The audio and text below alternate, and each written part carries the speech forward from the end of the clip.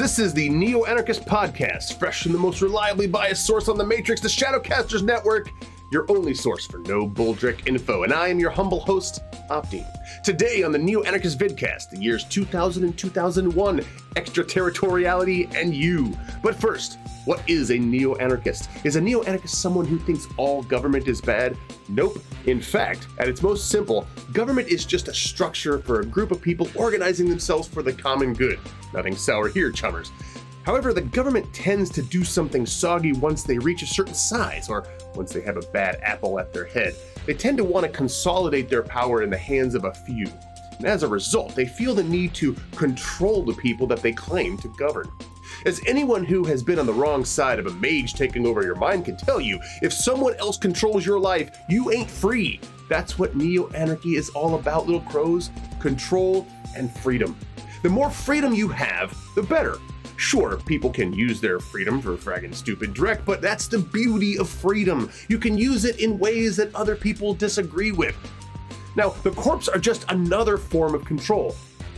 The corps have surpassed the governments of the world as the main source of authoritarian control in the world. How does this happen? Well, as I told you last time, history. Pay attention. We'll talk more about that, but the strange thing is, the corps don't have to try as hard as the governments used to. The corps make people feel like they're free, all the while systematically stripping them of more and more freedom. Hear me out, little crows. Choice is not freedom. The corps have convinced everyone that selfishness is the way to freedom. They don't need to try very hard to convince people to spend their money on themselves.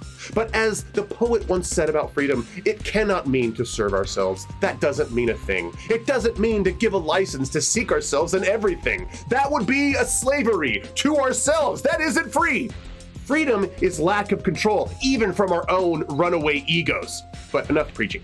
Back to the facts. Right on the heels of the Saratech decision, another salvo in the war to frag the little guy was incoming. In July of 2000, the US Supreme Court, in another round of I have my head up my slot decision-making, decided that it would be a good thing to allow the Shiawase Corporation to build its own nuclear power plant with virtually no oversight from the Nuclear Regulatory Commission. How's that possible?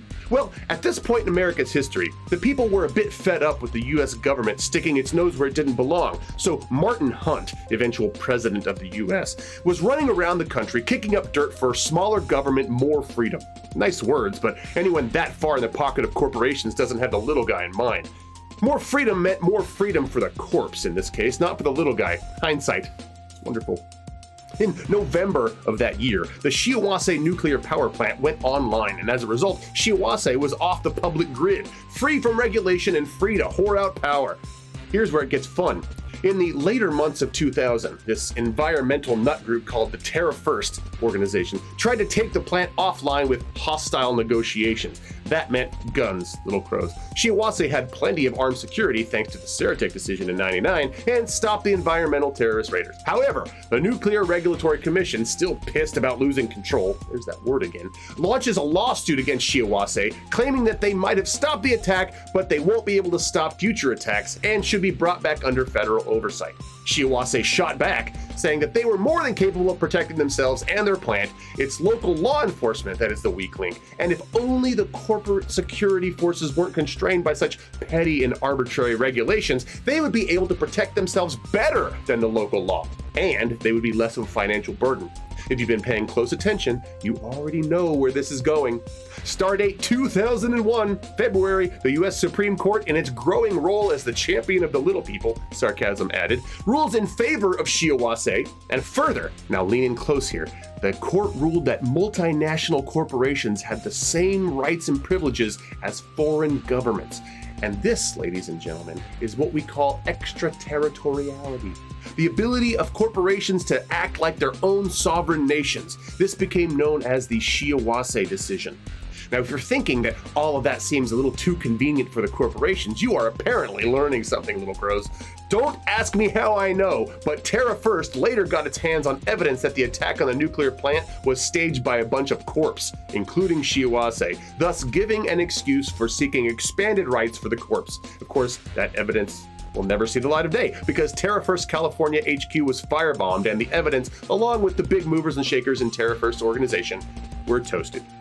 You didn't hear this from me, but in our industry, those in the know refer to this as the first Shadowrun. We suck sometimes, don't we?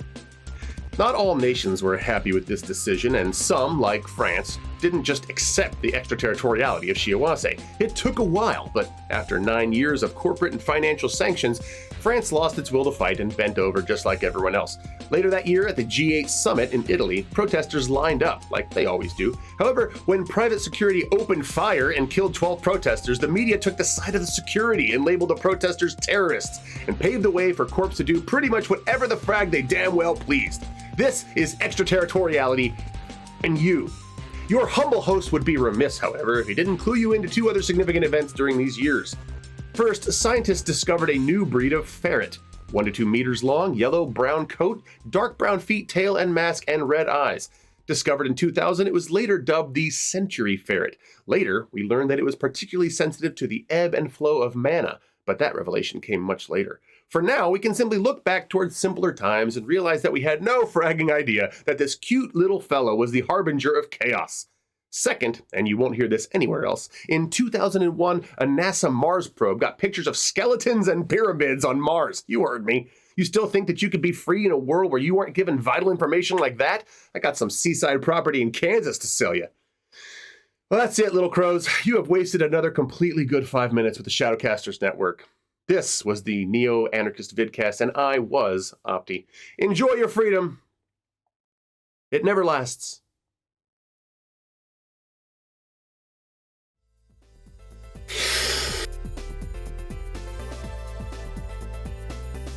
Don't you have somewhere to be? Please don't waste what remains of your short life listening to me talking. Yes, I do have bills to pay, but my quality of life shouldn't cost you precious time. But if you insist.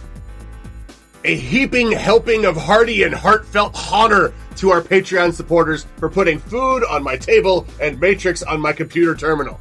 You are the bee's knees.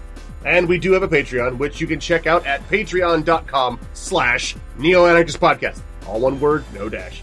You can get some wearable stuff by supporting us there. You can also join us for a hooting, hollering good time at the Shadowrun Community Network Discord server. The music serving as the background to Audible Anarchy was written by the legend Marshall Parker and reimagined masterfully by Unanini of 88.